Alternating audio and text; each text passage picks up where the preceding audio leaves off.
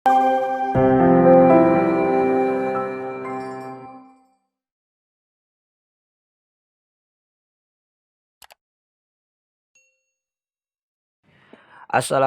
warahmatullahi wabarakatuh. Selamat datang kembali bersama saya dalam channel 1000 Jalan. Pada video kali ini saya akan membahas tentang soal-soal SKB khusus untuk tenaga pendidik atau guru bahasa Indonesia.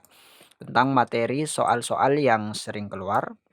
Jadi buat teman-teman yang lolos ke tahap SKB bisa simak terus video ini sebagai referensi dan tambahan materi belajar untuk menghadapi ujian SKB nanti. Dan jangan lupa juga teman-teman dukung channel ini dengan klik tombol subscribe, like, dan share agar teman-teman selalu mendapat info-info terbaru seputar CPNS. Baik, langsung saja kita ke pembahasan. Soal yang nomor 1, gempa bumi dahsyat kembali melanda salah satu bagian dunia ini. Kali ini gempa hebat berskala 7,1 pada skala Richter mengguncang kota-kota di 4 provinsi sebelah timur Iran. Diperkirakan tidak kurang dari 4.000 jiwa melayang akibat musibah ini, sementara kerugian materi ditaksir mencapai 200 miliar. Banyak gedung dan fasilitas umum menjadi hancur akibat gempa tersebut. Gagasan pokok pada paragraf di atas terdapat pada kalimat yang A1, B2, C3, D4, E5. Jadi jawaban yang tepat untuk soal nomor 1 ini adalah yang A. Jadi gagasan pokok pada paragraf di atas ini adalah pada kalimat yang ke-1 ini teman-teman. Kita lihat di sini. Jawaban A yaitu 1. Gagasan pokok adalah ide dasar atau sebuah inti pembahasan yang tertulis di dalam paragraf. Gagasan pokok menjadi gagasan dasar pengembangan sebuah paragraf. Jadi pada kalimat ke-1 ini gempa bumi dahsyat kembali melanda salah satu bagian dunia ini. Ini adalah gagasan pokoknya teman-teman. Kemudian kalimat kedua, ketiga, keempat, dan kelima ini adalah pengembangan dari kalimat yang ke-1. Jadi jawaban yang tepat ini adalah yang A. Soal yang nomor 2. Walaupun tiap hari berpeluh keringat, tak sedikit pun Fahri mengeluh. Semangatnya keras bagaikan baja. Kalimat kedua pada paragraf di atas mengandung majas. Yang A metafora, B asosiasi, yang C personifikasi, yang D metonimia, yang E sinekdok. Jadi yang ditanyakan ini adalah kalimat kedua pada paragraf di atas. Kalimat kedua berarti yang ini teman-teman, semangatnya keras bagaikan baja. Jadi pada kalimat ini mengandung majas. Yang betul adalah yang B yaitu majas asosiasi. Kita lihat di sini. Jawaban B yaitu majas asosiasi. Majas asosiasi, gaya bahasa yang membandingkan dua hal yang berbeda tapi dianggap sama. Contoh lain, lidahmu bagai pisau belati. Kemudian yang ini semangatnya keras bagaikan baja. Jadi ini keras dan baja membandingkan dua hal yang berbeda tapi dianggap sama. Kemudian yang metafora ini, gaya bahasa yang pemakaian kata-katanya bukan arti sebenarnya. Kemudian yang personifikasi, gaya bahasa yang menggunakan pengumpamaan benda mati sebagai orang atau manusia. Kemudian yang metonimia, gaya bahasa yang menggunakan nama barang bagi sesuatu yang lain yang berkaitan erat. Kemudian yang sinekdok, gaya bahasa yang menyebutkan nama bagian sebagai pengganti nama keseluruhan. Jadi jawaban yang tepat ini adalah yang B. Soal yang nomor 3. Seseorang yang suka mengabaikan atau menunda-nunda pekerjaannya padahal waktu yang tersedia cukup banyak. Tetapi setelah diketahui manfaat dan keuntungan dari pekerjaan tersebut, barulah dia memulai mengerjakannya. Namun waktu pengerjaannya tinggal sedikit. Peribahasa yang sesuai dengan ilustrasi di atas adalah yang A, mulutmu harimaumu yang akan menerkam kepalamu. Yang B, hari pagi dibuang-buang, hari petang dikejar-kejar. Yang C, hilang tak tentu rimbanya, mati tak tentu kuburnya. Yang D, ikut hati mati, ikut rasa binasa, ikut mata buta. Yang E, ingat antara belum kena, hemat antara belum mobil-mobil. Jadi jawaban yang tepat untuk soal nomor 3 ini adalah yang B, yaitu hari pagi dibuang-buang, hari petang dikejar-kejar. Jadi ini maksud dari menunda-nunda pekerjaan padahal waktu tersedia cukup banyak, tetapi setelah diketahui manfaat atau keuntungan dari pekerjaan tersebut, barulah dia mulai mengerjakannya, namun pekerjaannya tinggal sedikit. Jadi jawaban yang tepat ini adalah yang B. Soal yang nomor 4. Sidang pleno yang lalu berlangsung alot dan memanas. Pernyataan Wakil Ketua KPU Adnan Buyung Nasution yang dikutip pers, anggota KPU yang tidak menerima hasil pemilu mengundurkan diri menyulut konflik. Mereka saling menyalahkan antar anggota KPU. Mereka belum sepakat. Kalimat yang menyatakan pendapat dalam paragraf tersebut ditandai dengan nomor yang A1, B2, C3, D4. Jadi jawaban yang tepat ini adalah yang B, yaitu pada kalimat kedua. Kita lihat pada kalimat kedua ini pernyataan Wakil Ketua KPU Adnan Buyung Nasution yang dikutip pers, anggota KPU yang tidak menerima hasil pemilu mengundurkan diri menyulut konflik. Jadi pada kalimat kedua ini berupa pernyataan, teman-teman. Jadi jawaban yang tepat ini adalah yang B. Soal yang nomor 5, tajuk pemenang hadiah Nobel Perdamaian 2004 dan Deputi Menteri Lingkungan Kenya Wangari Maathai menyatakan kebutuhan lingkungan di wilayah timur laut Kenya sudah lama diabaikan. Padahal kalau sumber daya ada, penduduk tidak akan saling bunuh guna memperebutkan air dan lahan peternakan. Kompas 16 Juli 2005. Gagasan pokok kutipan tajuk tersebut adalah yang A. Pemenang hadiah Nobel Perdamaian, yang B. Deputi Menteri Lingkungan Kenya, yang C. Kebutuhan lingkungan diabaikan, yang D. Penduduk berebut air dan bahan. Yang ditanyakan ini adalah gagasan pokok, teman-teman. Kita sudah jelaskan di atas bahwa gagasan pokok ini adalah inti dari paragraf.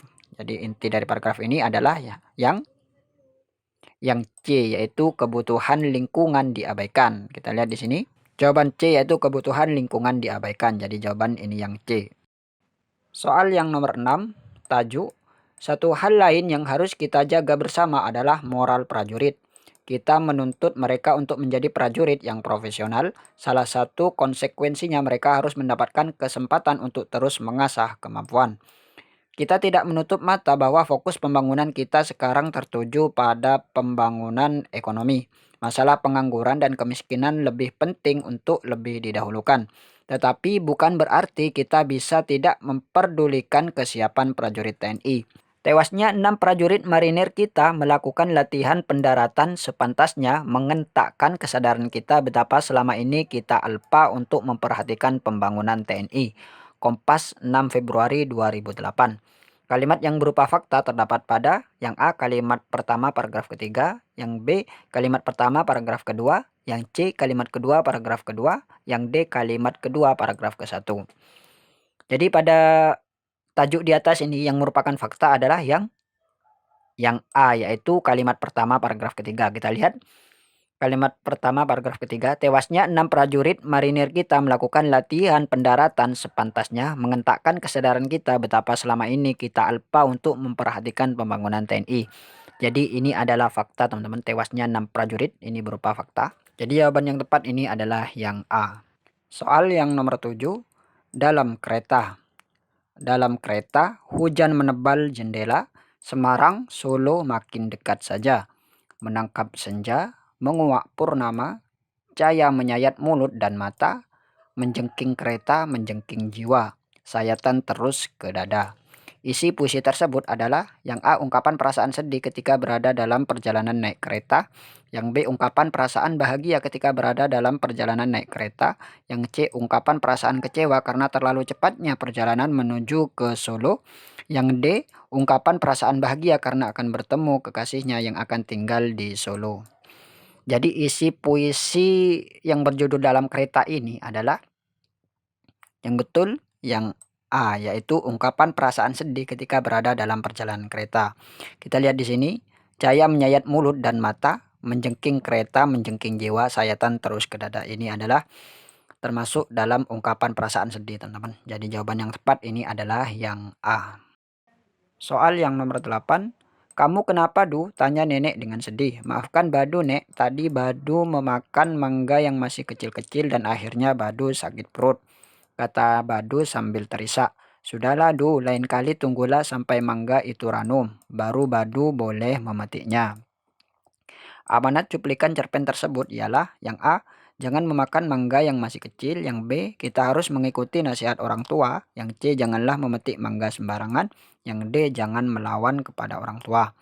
Jadi jawaban yang tepat untuk soal nomor 8 ini adalah yang B, yaitu kita harus mengikuti nasihat orang tua. Jadi amanat yang terkandung dalam cuplikan cerpen ini adalah kita harus mengikuti nasihat orang tua. Ini diperjelas dengan kalimat terakhir teman-teman. Kita lihat di sini. Sudahlah Du, lain kali tunggulah sampai mangga itu ranum baru Badu boleh memetiknya. Jadi kita harus mengikuti nasihat orang tua. Soal yang nomor 9, perhatikan kalimat petunjuk berikut. Yang nomor 1, menyerahkan formulir kepada petugas loket untuk diseleksi.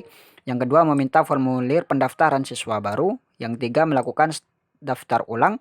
Yang 4, mengikuti seleksi siswa baru. Yang nomor 5, mengisi formulir pendaftaran tersebut. Yang 6, melihat pengumuman hasil tes. Kalimat-kalimat tersebut akan menjadi petunjuk yang baik jika disusun dengan urutan. Yang A, 251463, yang B 251436, yang C 253461, yang D 254613. Kita lihat di sini teman-teman. Untuk mengetahui pengurutan ini, kita harus melihat opsi di sini terlebih dahulu. Kita lihat opsinya 25, 25, 25, 25. Nah, ini sama semua teman-teman. Baru kita lihat angka ketiganya, yaitu antara 1, 1, 3, dan 4. Kita lihat mana yang paling betul. Kita lihat 1. Setelah 25 ini meminta formulir pendaftaran siswa baru. Yang kelima, mengisi formulir pendaftaran tersebut. Kemudian yang nomor 1, menyerahkan formulir kepada petugas loket untuk diseleksi. Betul ini teman-teman. Yang nomor 1 betul, berarti antara A dan B. Kita lihat angka berikutnya. Setelah menyerahkan formulir kepada petugas loket untuk diseleksi. Kemudian yang nomor 4, mengikuti seleksi siswa baru. Betul ini teman-teman. Sama-sama betul. Kemudian setelah nomor 4, kita lihat yang A, nomor 6. Melihat pengumuman hasil tes. Kemudian yang nomor 3, melakukan daftar ulang. Nah, berarti jawaban yang tepat ini adalah yang A teman-teman. Urutan yang benar ini adalah yang A, 251463. Jadi yang terakhir ini adalah melakukan daftar ulang. Baik, itulah beberapa latihan soal-soal untuk guru atau tenaga pendidik khususnya bahasa Indonesia. Semoga video ini bermanfaat. Wassalamualaikum warahmatullahi wabarakatuh.